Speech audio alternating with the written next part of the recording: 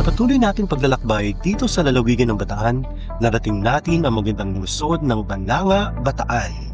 Una nating pinasyalan ang Plaza ng Balanga na manghahako sa linis, ganda at maayos na kapaligiran. Pagkatapos, binisita natin ang simbahan ng San Jose na itinatag noong pang 1739, patunay ng matibay na pananampalataya ng mga taga-Balanga. Pagkatapos, binisita natin ang tanyag na Balanga Wetlands. Dito na ako naabutan ng takip silim kaya pinasya ko na dito na rin mag-camp at magpalipas ng gabi.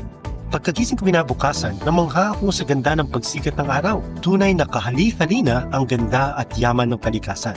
Pagkatapos, pinagpatuloy ko ang paglalakbay sa Balanga, narating ko ang BPSU Main Campus. Dito, nagkaroon tayo ng pagkakataon na ibahagi ang salita ng Diyos na nagbibigay ng buhay at pag-asa sa bawat pusong nananampalataya.